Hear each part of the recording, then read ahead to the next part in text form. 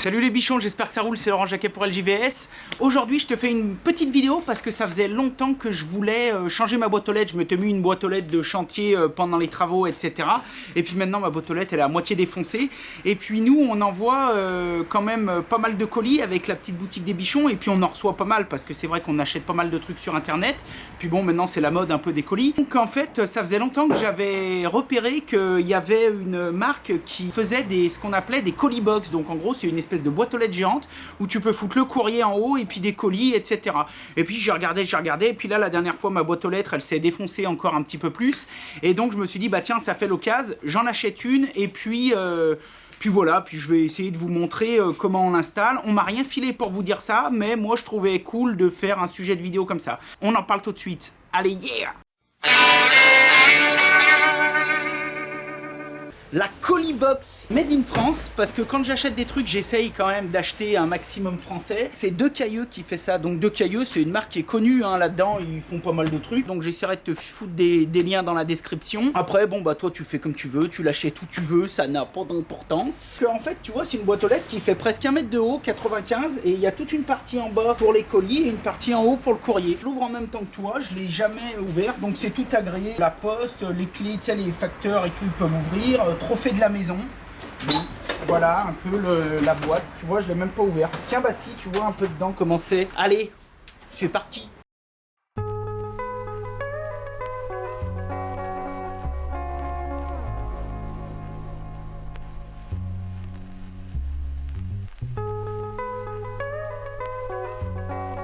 Alors ils disent, c'est fini l'époque où votre boîte à lettres recevait sagement votre courrier et colis. C'est pas mignon ça. Colibox ou arrobasbox, je sais pas, arrobasbox vous permet aussi d'envoyer vos colis de chez vous sans vous déplacer. Bon, on va voir ça. J'ai un gentil facteur, il viendra me les chercher dans ma boîte.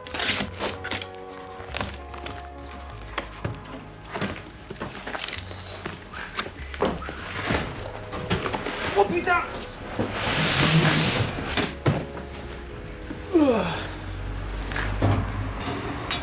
Hop. Bah, regarde ça, si c'est pas mignon. Bah oui. Qu'est-ce qu'on a là-dedans? On a ça. Ah ça doit être une platine, mais elle doit être boulonnée dessus. Ah ouais. Ouais. Je commence à faire mes traits de repère pour intégrer ma boîte aux lettres. Donc j'avais pris l'habitude de tracer sur ce genre de support avec un crayon rouge. Tu sais, les crayons de Pika, c'est Pika qui fait ça. Ils ont des crayons de pas mal de couleurs et ça va bien. Donc je trace mes niveaux et ensuite je fais un trou dans chaque angle. Pourquoi? Pour que ça ressorte derrière avant de découper. Et comme ça, derrière, j'aurai mes angles pour retracer mes lignes. Un bon coup de disque diamant de partout, des deux côtés. Puisque mon disque n'est pas assez épais pour traverser l'intégralité de mon moellon. Donc là, c'est masque anti-poussière, EPI, tout le bordel. Hein. Parce que comme tu peux voir, ça fout un beau bazar.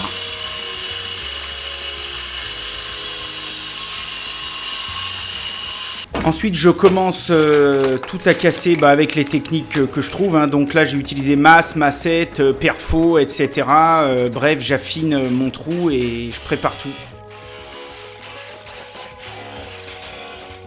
Jamais oublier le bon coup de soufflette de partout parce qu'après on va coller à la mousse et sinon ça va pas tenir, ça va être infernal. Donc vu qu'on fait du bon boulot, on met un bon coup de soufflette. Bon les bichons, le trou il est fait, donc tu vois, nickel. Comme tu as pu constater, je l'ai rehaussé un petit peu parce que comme ça ce sera encore plus confort. Bon, ce que je voulais te dire aussi, parce que je t'en ai pas parlé, si toi aussi tu as ça à faire dans un mur comme ça, fais attention à pas faire une ouverture de vache et à pas faire n'importe quoi pour pas fragiliser ta maçonnerie. Donc tu vois, moi au-dessus, j'ai un gros linteau là, tu vois, j'ai un gros chaînage qui fait tout le tour de la maison, qui reprend les charges. Donc j'ai pas de souci. En plus ici, là j'ai un linteau et là ces trucs qui sont coulés là, tu vois ici, là ça c'est en fait c'est comme un poteau. Donc j'ai des reprises de charge dans tous les sens. Et en plus là tu vois ici là derrière moi, j'ai des chaînages là. Donc tu vois, moi il n'y a pas de souci. Par contre, je te dis, fais-y quand même gaffe. Si tu te sens pas de le faire, bon bah si c'est sur une clôture ou dans un endroit qui craint rien, si tu te sens pas de le faire, bah t'appelles un maçon ou peut-être un paysagiste, il va peut-être s'en occuper. Mais en tout cas, tu me fais pas de la merde, hein. Tu vas pas après débrouiller pour qu'il y ait des fandards dans toute la baraque. Bon là, je sais que ça va rien craindre. Allez, maintenant on présente l'enfant à sa mère et on fixe tout ça. Ah, mais là. forte.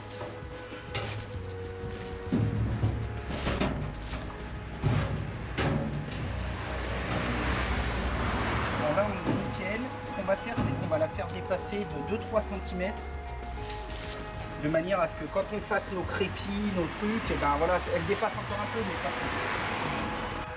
Donc là, c'est ce que je vous expliquais, je suis en train de finir mon calage, donc tu peux constater que j'utilise des coussins de calage qui vont super bien. Bon, j'essaierai de te mettre 2-3 liens dans la description, comme d'hab, il n'y a pas d'obligation. Un bon coup de niveau de partout, dans tous les sens, pour être sûr et certain, bah, pareil, que ça va faire du bon boulot, parce qu'une fois que ce sera fixé, eh ben, on va pas pouvoir y retoucher. Pareil, donc là, tu vois, j'utilise 2-3 petites cales bois, et puis je vérifie toujours ma profondeur avec le mètre, de manière à ce qu'elle elle soit bien d'aplomb et elle dépasse bien de partout, pareil. Je l'ai laissé dépasser justement pour que quand on va faire le crépi, eh bien le crépi, il vienne à peu près à fleur. Donc là, je scelle l'ensemble avec de la mousse polyuréthane, donc on se rend pas compte, mais j'ai mis vraiment la dose des deux côtés recto-verso. Cette mousse polyuréthane, c'est un pouvoir collant et scellant incroyable. Donc tu verras après que je mets des équerres, mais si j'avais voulu, j'étais même pas obligé, quoi. Là, j'aurais pu, le boulot est quasiment fini, et là, avec la mousse, franchement, ça fait un boulot nickel de chez nickel. Vraiment, c'est inarrachable.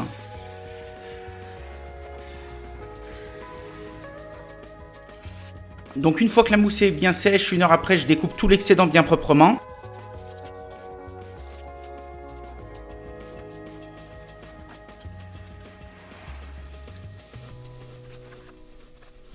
Et tu vas voir qu'ensuite j'utilise un petit peu d'acétone pour nettoyer les parties en mousse qui ont collé un petit peu à la boîte.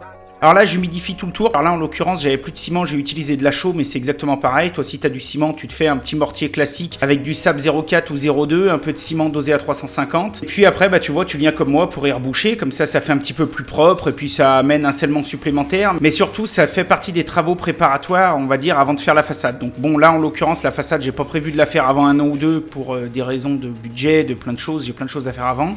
Mais le jour où je ferai ma façade, eh ben, au moins, ce sera tout nickel et je pourrai enduire directement dessus. Ce sera toujours mieux que d'enduire sur de la mousse. Ça fait quand même plus joli, ça fait quand même plus fini. Et bon, moi, j'essaye de prendre soin un petit peu de mes travaux, de ma maison, des choses que je fais. Et donc, je trouve que les finitions, ça fait partie des choses quand même importantes. Donc c'est ce que je te disais, c'est bien important de bien mouiller ton support avant. Comme ça, tout accroche bien et puis t'as pas de soucis.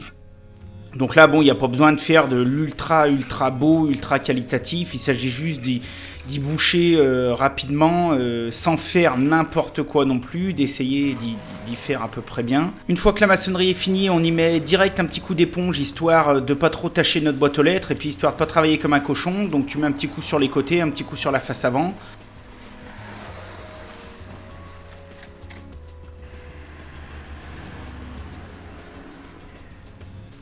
Donc alors pour la partie arrière, comme je te disais, j'étais absolument pas obligé parce que déjà rien qu'avec la mousse c'est quasiment inarrachable. Mais bon, moi vu que j'aime bien dormir mieux, j'ai décidé de rajouter des petites équerres. Donc c'est des petites équerres de charpente, toutes simples, tu peux trouver ça n'importe où. Alors tu vois, j'ai mis 2 points de fixation avec de la cheville de 8 et puis de la vis, je crois que j'ai utilisé de la 5,60 pour fixer mes équerres. Donc 2 vis de chaque côté, une équerre de chaque côté. C'est juste, on va dire, voilà, le petit plus supplémentaire, mais bon, j'étais pas obligé. Normalement, la boîte aux lettres, déjà comme ça tenait largement.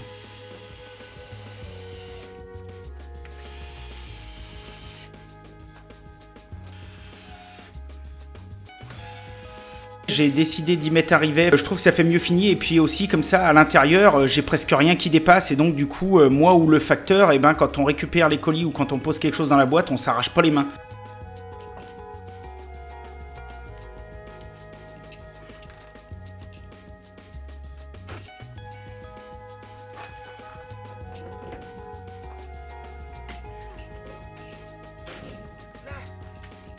J'ai toujours ma petite étiqueteuse qui me suit de partout, j'en profite pour étiqueter bien propre parce que vu que j'écris comme un cochon sinon ça ressemble à rien, donc là je fais une jolie petite étiquette et puis je la colle sur la boîte aux lettres.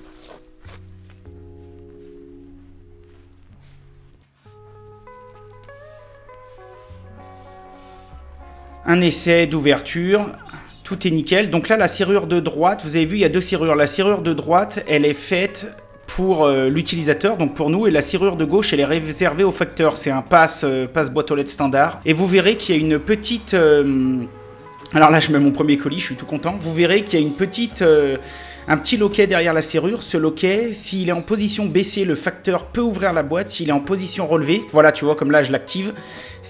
Donc là, je le baisse, ça voudra dire que le facteur pourra ouvrir la boîte. Et si je le relève parce que je veux pas, par exemple, qu'il ouvre la boîte, ou alors on part en vacances, etc.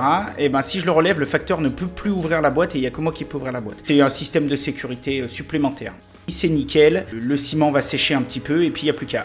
Je vais te montrer vite fait la platine de scellement qui livre avec. Ça, c'est au cas où tu veux la fixer au sol. Si tu as une clôture, un grillage et que tu n'as rien pour l'encastrer comme je l'ai fait, bah, tu peux sceller ta platine directement au sol à côté de ton portail et puis comme ça, il n'y a pas de problème, c'est tout livré avec. Bon les bichons, bah voilà, j'espère que ça vous a plu. Bon, c'était pas grand chose, mais j'avais envie de te montrer comment on installait ce genre de boîte, parce que de toute façon, à mon avis, ça va se mettre à se démocratiser. On reçoit tellement de colis et on envoie tellement de colis, maintenant ça devient monnaie courante. Donc moi je trouvais ça cool, une boîte aux lettres 2.0 qui évolue, et puis pareil, les fabricants c'est français, donc c'est très bien, je suis content quand il y a des boîtes françaises qui font des innovations, ça fait toujours super plaisir. Voilà, donc tu vois, j'espère que ça t'aura plu et puis bah, que ça t'aidera si un jour t'en as une à installer chez toi ou chez un collègue, un ami, etc. Je te souhaite une super journée, tu cliques, tu t'abonnes, tu peux mettre un énorme pouce bleu, un petit commentaire si ça te dit. Je te mets tous les liens dans la description, c'est simplement pour info, pour t'éviter de galérer, etc. Il n'y a aucune obligation. Soyez créatifs, faites du bon boulot et à bientôt les bichons. Yeah!